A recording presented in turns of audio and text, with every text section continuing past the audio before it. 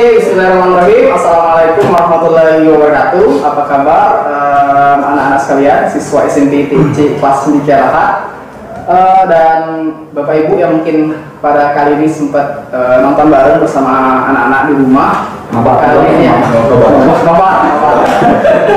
Oke, kali ini di Maulid Nabi ya, peringatan Maulid Nabi. Kita akan membahas suatu tema ya, berkaitan dengan Maulid Nabi pastinya, melanjutkan perjuangan Rasulullah di era milenial. Jadi ini memang kita kaitkan relevansi dengan kita sekarang ya. Kak Ilham ya, Bapak Ilham. Abang Sir, panggil Sir ya. Jadi kali ini kita ada 3 orang. Sir Iwaza ya kan, sebagai host, dan co-host insyaallah akan ada Sir Ilham, ada narasumber kita pakar doa ya.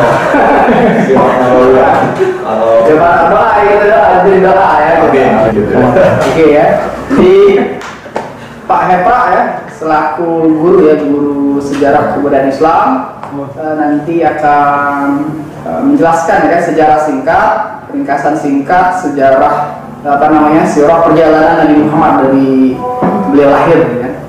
Jadi seperti itu, silakan ditonton, disimak sampai habis. Nanti insya Allah akan ada follow up-nya dan tidak lanjutnya. Yang pasti disimak sambil makan boleh, sambil santai-santai di rumah boleh, nonton bareng sama orang tua. Tapi tidak bisa sambil mabar ya. Sambil makan tidak bisa fokus ya kan. Jadi seperti itu.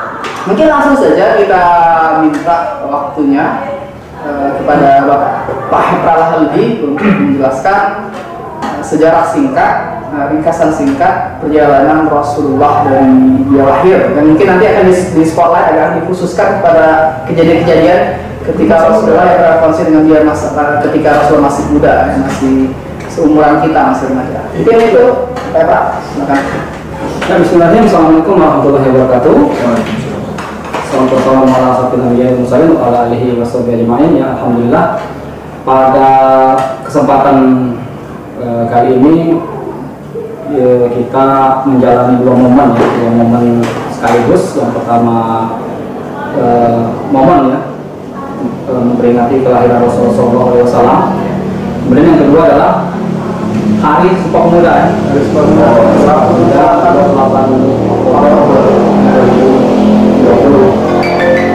Ini salah satu momen yang luar biasa ya, bagi kita bangsa Indonesia, khususnya pada hari Sumpah Pemuda. Baik, pemirsa apa ini? Penonton guys, pemirsa ya, sahabat budiman, kemudian rekan-rekan teman sejawat ya, para fans dan lain-lainnya. Oke, Muhammad bin Abdullah ya, sallallahu alaihi wasallam bin Abdul Muthalib ya. Iwasi itu tahunya asapnya ya.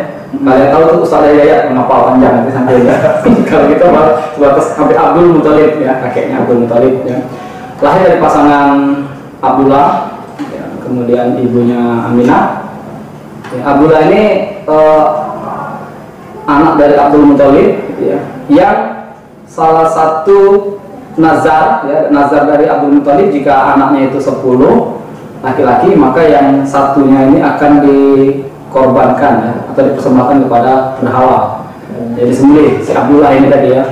Nah, karena Abdullah ini masih kecil ya, baik, kemudian menarik, maka orang-orang Quraisy itu termasuk dibawa ke dukun, dan dukun ini tertarik dengan Abdullah ini.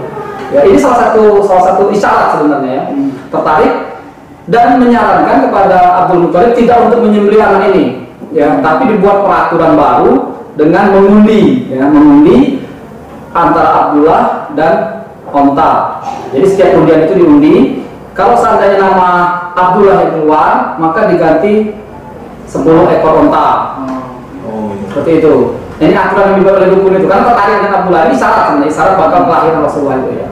Nah, diundi lagi yang kedua, Abdullah lagi yang keluar, tambah lagi 20 unta sampai keluar unta. Oh itu kan. Jadi begitu 9 kali Ya 10 kali, hitungan terakhir itu yang keluar baru onta. Jadi sudah ada 100 onta yang akhirnya dikorbankan untuk mengganti proses penyembelihan dari Abdullah, ya, Abdullah bin Abdul Muthalib. Oleh karena itu Rasul itu mengatakan, sesungguhnya saya ini anak dari 2 orang bapak yang akan disembelih. Ya, satu bapak kandungnya Abdullah, kemudian bapak ideologis, bapak agamanya, karena kita mengikuti agama milah Nabi Ismail alaihi salam. Nabi Ismail kan disembelih juga ya, disembelih oleh bapaknya yaitu Nabi Ibrahim. Jadi itu ya, jadi kisah ini salah satu kisah sebelum kelahiran Rasulullah ya, proses penyembelihan dari Abdullah bin Abdul Muthalib. Jadi bapaknya sudah menarik ya. Nah, dari bapaknya sudah menarik.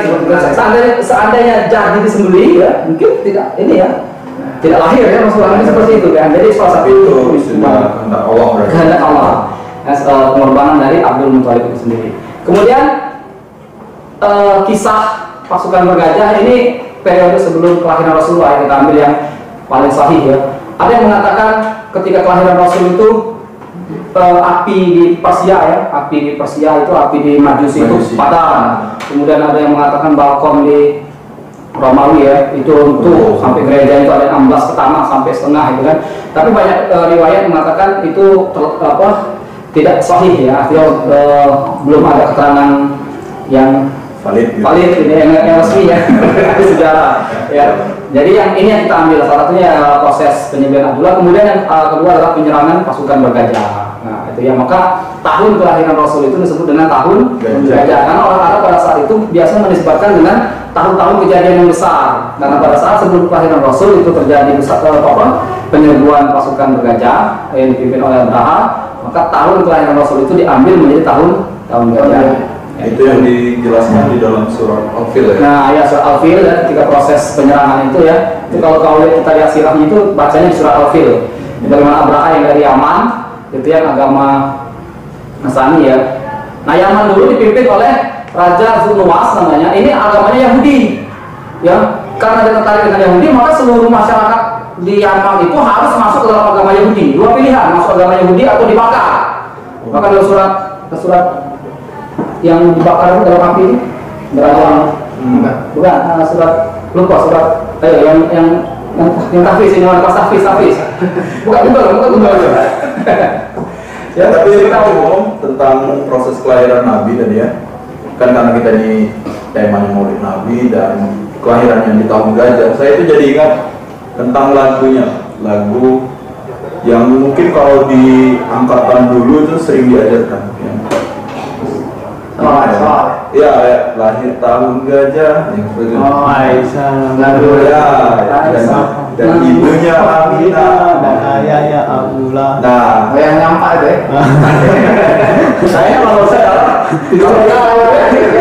kayaknya jarang diajarkan. Bahkan saya pun lupa ya dengan mungkin apa namanya itu ya, pola pembelajarannya ya, mungkin dari TPA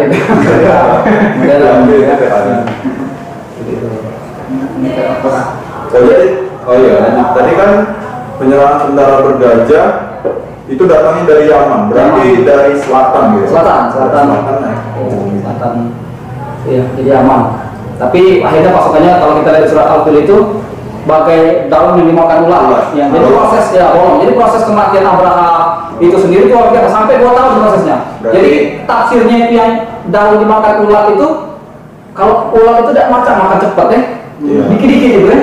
Kalau dimakan langsung itu salah satu. Ya, ada yang tahu soal ular nggak di sini? Belum tahu. Tapi kalau soal ular pucuk. ini